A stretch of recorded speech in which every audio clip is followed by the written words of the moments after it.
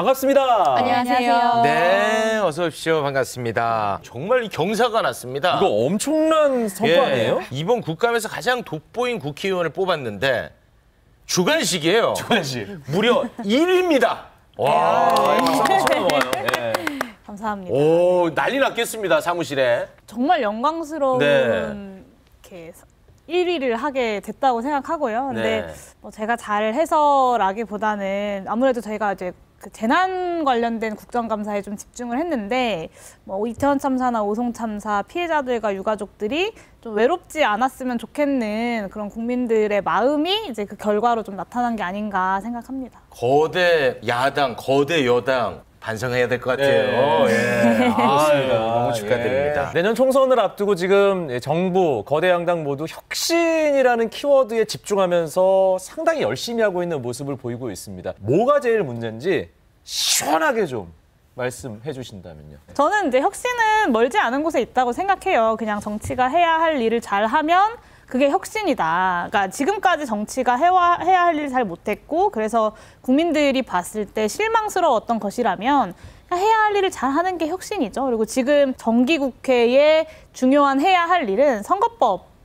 그 개정과 네. 그리고 예산안 심사입니다. 그래서 이 선거법과 2024년 예산안에 대해서 명확한 입장을 밝히는 것부터 사실은 혁신의 시작이라고 생각하고요. 긴축 재정이라거나 뭐 R&D 예산 삭감, 뭐 인프라 국가 차원의 사회적 약자를 보호하는 인프라 삭감, 뭐 이런 것들 지적 많이 되고 있는데 여기에 대해서 야당은 어떻게 예산을 복구해야 하는지 그리고 여당은 이 예산안이 뭐가 문제인지를 수용할 준비가 되어 있는지 이런 것들을 좀 명확하게 밝히고 또 지금 이제 총선을 앞두고 선거제도가 아직도 이제 오리무중에 밀실에서 협상이 진행이 되고 있는데 그렇죠. 이것을 국민들 앞에 투명하게 공개하고 국민의 뜻에 따라서 선거제도 개혁을 하는 것 이 두 가지가 저는 혁신의 시작이라고 봅니다. 네, 할 일 하는 게 혁신이다. 인유한 위원장은 대통령에게 이렇게 하시오 저렇게 하시오 하는 거는 월권이다. 뭐 이런 발언을 했더라고요. 어떻게 보고 계십니까? 일단 혁신위원회가 출범한 것 자체가 그 강서구청장 재보궐선거 패배 때문이었고 네. 강서구청장 재보궐선거 패배의 원인은 바로 김태우 후보를 공천했던 대통령실의 그 윤심 그리고 이 홍범도 장군 흉상 이전 논란 같은 이념 전쟁을 아주 적극적으로 주도했던 대통령실의 국정 운영 기조 때문에 패배했다라고 이제 평가해서 국민의힘이 혁신하겠다라고 했던 건 아닙니까? 네. 그러면 사실은 혁신의 1호 대상은 대통령이어야 하는 거죠. 그리고 국정 운영 기조여야 하는 건데 여기에 대해서는 아무 말도 하지 않으면서 그 외에 다른 이슈들만 건드리는 게 과연 혁신의 어떤 본질에 다가갔다고 볼 수 있느냐? 저는 전혀 그렇지 않고요. 그리고 이제 뭐 여러 가지 인적 쇄신, 뭐 김기현 대표 불출마, 뭐 3선 이상 제한 이런 얘기들 하는데 사실 인적 쇄신이 필요한 이유가 뭡니까? 수직적 당정 관계를 고치기 위해서 인적 쇄신이 필요하다고 이야기하는 건데 네. 대통령실은 그대로 두고 김기현 대표만 불출마하면 그게 수직적 당정 관계가 개선이 됩니까? 그러니까 문제의 본질은 전혀 건드리지 못하고 있는 혁신위원회이기 때문에 지금은 이제 여러 가지 이슈 메이킹을 하면서 뭔가 잘 굴러가고 있는 것처럼 착시 효과가 있을지 모르겠지만 네. 결과적으로 국정 운영 기조를 바꿔내지 못한다면 다음 총선에서 국민들의 마음을 얻긴 저는 힘들 것이라고 생각합니다. 이준석 전 대표 같은 경우에는 얼마나 많은 젖보잡들이 나서서 조리돌림을 했습니까? 대통령 믿고 초선이나 원외들이 젖보잡들이 나서서 중진들 공기 잡고 설치는 바람에 이 당에 중진이 어디 있어요? 그런 우리가 분위기를 우리 시장님께서 좀 만드는데 도와주세요. 아 정말입니다. 젖보잡들 때문에 싫어. 네, 홍준표 시장의 발언 수위는 언제나 높습니다. 예. 홍준표 시장의 조언이라고 해야겠죠? 어떻게 보셨습니까?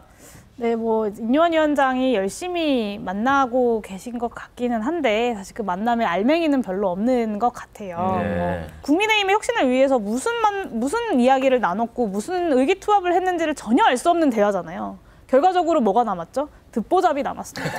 인유한 위원장이 유승민 전 의원 만났을 때 네. 윤석열 대통령이 정말 이준석 전 의원을 품을 것인가, 네네네. 앞으로 힘을 어떻게 모아갈 것인가, 국민의힘이 어떻게 바뀔 것인가 이런 이야기가 아니라 뭐가 남았죠? 코리안 젠틀맨이 젠틀맨. 남았죠. 네. 그러니까 이런 좀 의미 없는 만남이 반복되다 보면 결국에는 화제성도 떨어질 수밖에 없고 저는 만날 만큼 만나셨다. 이제는 이 혁신의 묵직한 돌직구를 던지셔야 할 때가 아닌가 싶습니다. 네. 오늘 만남에서 키워드는 역시 또 이준석이었습니다. 네, 지금 뭐 정치의 중심이에요. 뭔가 용해인 의원과도 접촉이 있지 않을까라는 생각이 들게 하는 그런 내용들이었습니다. 어떻게 보세요? 접촉은 없습니다. 아, 예, 예. 접촉은 단호합니다. 없고요. 네. 그런 얘기 하지 마세요. 네. 사실 이제 비명계에서도 이제 러브콜을 거절하고 있고 네. 공식적으로 그리고 여당 내에서도 내가 이준석과 함께 가겠다라는 현역 의원이 전혀 없지 않습니까? 뭐 있다면 허은하 의원 정도일 텐데 사실 이제 현역 의원 5명, 10명 정도가 이제 나오지 않는 이상 외부에서 제3지대를 이야기하는 분들이랑 손을 잡을 수밖에 없고 그러다 보니 이제 뭐 금태섭 신당이라거나 양양자 의원의 신당이라거나 이런 분들을 끌어안아야 하기 때문에 내가 어떤 보수라는 스펙트럼만 고집하진 않겠다라는 네. 이제 스펙트럼을 넓히겠다는 메시지가 나오고 있는 것 같습니다. 근데 네. 제가 좀 드리고 싶은 말씀은 사실 이전에 있었던 바른미래당, 뭐 바른정당 아니면 뭐 국민의당 이런 당들도 실용 중도라는 어떤 실용 정치, 이념 정치가 아닌 실용 정치 이런 걸 다 표방을 했거든요. 네. 근데 이 포장지가 다 벗겨지고 결국에는 다 흡수되어 버렸습니다. 그랬었죠. 그래서 결국에는 어떤 가치와 비전을 중심으로 한 이 일치된 노선을 만들어내지 못하면 총선이 끝난 이후에 목표 달성하고 나면 분열되는 것이 좀 불보듯 뻔하다라는 생각이 들고요.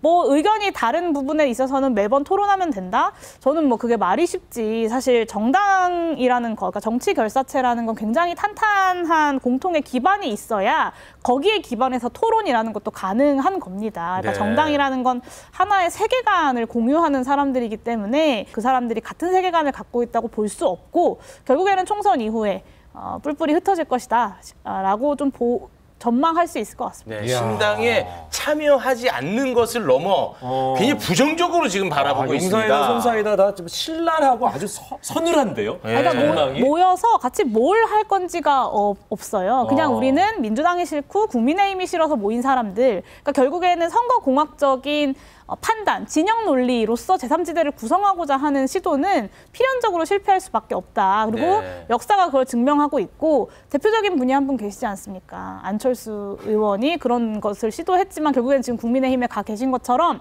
결말은 비전과 전망이 없으면 결말은 뻔하다라는 네. 말씀을 드리는 겁니다. 좀 이 수준 낮은 질문 하나 드리고 싶은데 이번 그러면 총선에 어떤 형태로 참여를 할 계획입니까? 기본소득당요?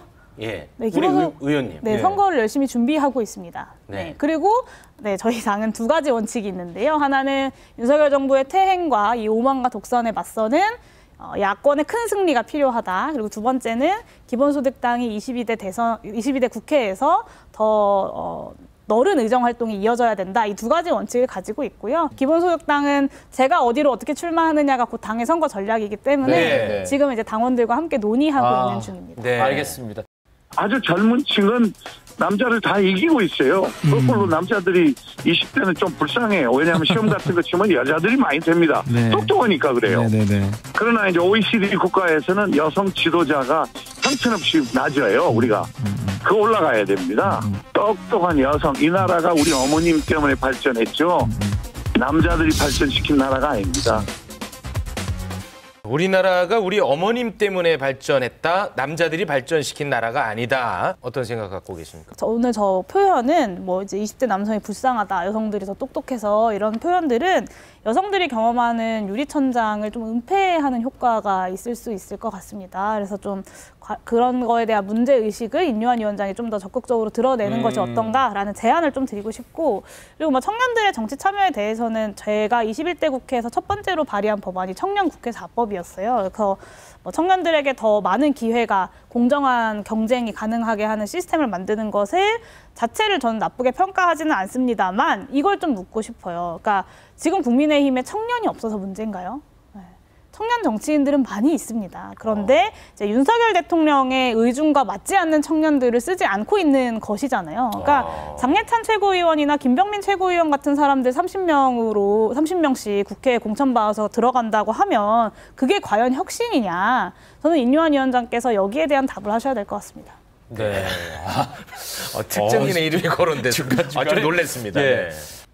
어제는 일회용 컵 사용 규제를 하지 않겠다, 완화하겠다 이런 걸로 소동이 있었습니다. 중요한 정책들을 그야말로 포퓰리즘적으로 보변석계하듯이 뜯어고치는 이런 일들이 최근에 자주 발생합니다. 아무리 배가 고파도 농사 지을 씨앗을 삶아 먹는 농부는 없습니다. 자신들의 정치적 이익이 아니라 국민 전체를 보고 정책 결정을 해야 된다는 말씀을 드리고 싶습니다. 네, 정부 여당의 정책을 지금 야권에서는 포퓰리즘 정책이라고 비판하고 있네요. 저는 좀 계속해서 반복되는 아마추어리즘이라고 좀 이야기하고 싶어요. 사실 이렇게 일단 던져봤다가 아님 말고 식의 정책이 윤석열 정부 들어서 한두 개가 아닙니다. 주 69시간 노동시간도 그랬고요. 만 5세 입학도 그랬습니다. 그리고 이번에 이 김포, 그러니까 서울 메가시티 논란도 그렇고 공매도 금지도 사실 그렇죠. 그러니까 정책은 원래 이제 큰 그림을 먼저 그리고 여기에 이제 디테일한 부분을 현실에 맞춰 나가는 과정이어야 되는데 윤석열 정부는 좀 거꾸로 가고 있는 것이 아닌가라는 생각이 들고 공매도 중단 같은 경우도 정부 부처들과 심도 있는 논의는 패싱하고 주말에 이제 긴급 당정 회의를 하더니 이제 갑자기 덜컥 발표가 됐거든요. 공매도를 이용한 불법 같은 것들을 없앨 대책이 없이 그냥 설익은 어떤 정책으로 그냥 툭 던져버리니까 네. 주식시장이 지금 급변하고 있는 것 아닙니까? 네. 이런 아마추어식 정치로 윤석열 정부가 어디까지 갈 수 있는지 국민들을 상대로 좀 시험하고 있는 것이 아닌가라는 생각이 듭니다.